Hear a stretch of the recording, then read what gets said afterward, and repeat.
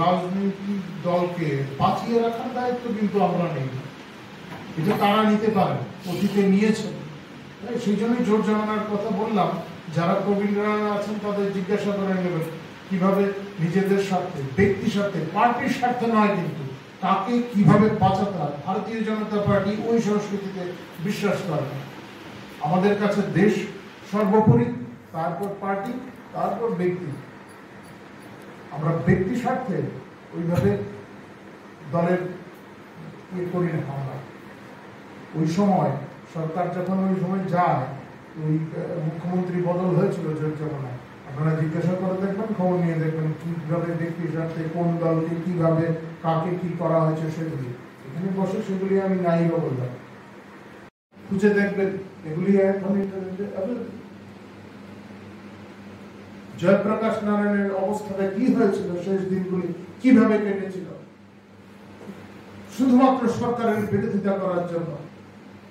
এখন তো মোদিজির বিরুদ্ধে যা খুশি বলছেন।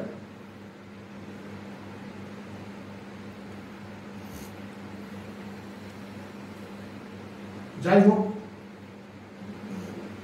মানুষ সর্বশক্তিমান, মানুষ জবাব দেবেন। পরিস্থিতি থেকে বিরোধীরা যদি শিক্ষা না নেন,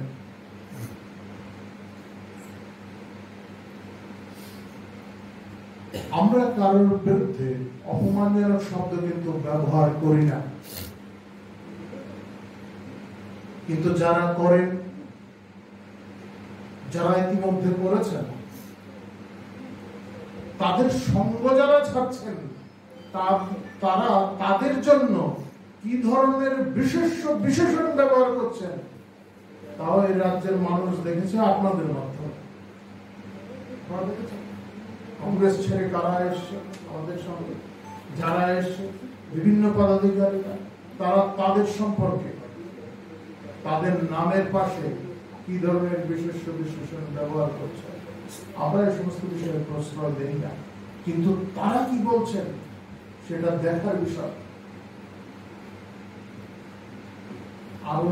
আরো সঙ্গহীন হবেন, সঙ্গীহীন হবেন।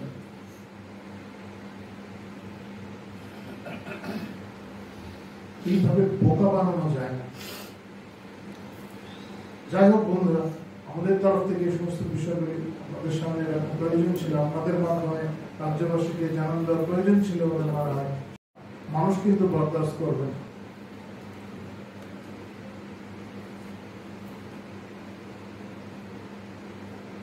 জোর জামানা, তখন কিভাবে মুখ্যমন্ত্রী পরিবর্তন হয়েছে এবং পরবর্তী পর্যায়ে কিভাবে সিপিএম এর জন্য, সিপিএম সরকার প্রতিষ্ঠার জন্য বাঁকা পথে পথ প্রশস্ত করা হয়েছে, এগুলি কিন্তু মানুষ ভুলে যায়নি। ভারতীয় জনতা পার্টিতে এই ধরনের কাজ কিন্তু চলে না। ভারতীয় জনতা পার্টি এই ধরনের রাজনীতিতে বিশ্বাসও করে না। আমাদের দর্শনে যারা বিশ্বাসী, আমাদের দর্শনে যারা বিশ্বাস করে এই পার্টিতে কাজ করছেন বিভিন্ন ক্ষেত্রে, তারা কোন পদে আছেন, কি দায়িত্বে আছেন, তা গুরুত্বপূর্ণ বিষয় না। যে দায়িত্ব পার্টি যে সময় দেবেন সেই দায়িত্বই পালন করবেন। আমাদের নেতৃত্ব দেওয়ার যে সিদ্ধান্ত, সেগুলি আমরা মেনে নেব, সেটা আমাদের সমস্ত স্তরের কার্যকর্তারা আত্মস্থ করেছেন। আপনারা দেখেছেন এই রাজ্যে কি হয়েছে, বিভিন্ন সময় বিভিন্ন যে সমস্ত ঘটনাক্রমগুলি হয়েছে, কোথাও কোনো বিরোধ নেই। আমরা সেই শিক্ষায় শিক্ষিত।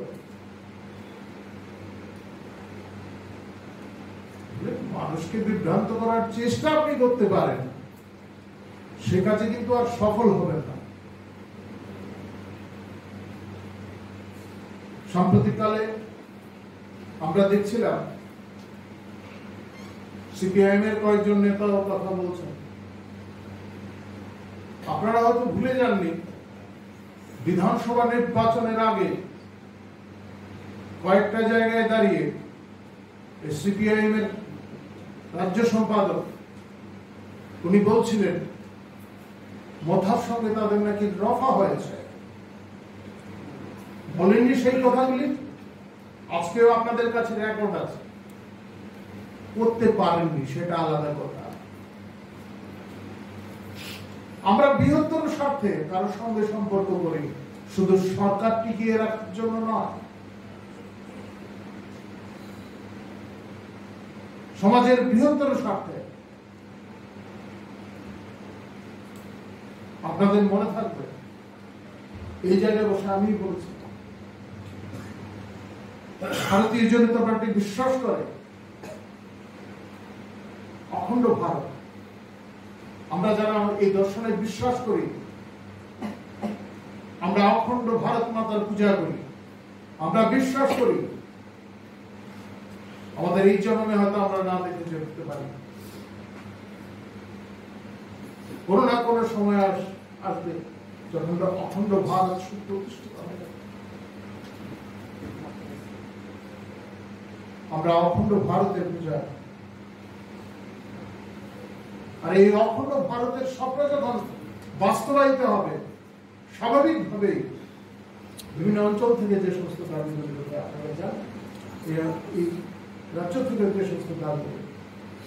Subscribe to Tripura Info and press the bell icon so that you never miss any latest updates and news on Tripura.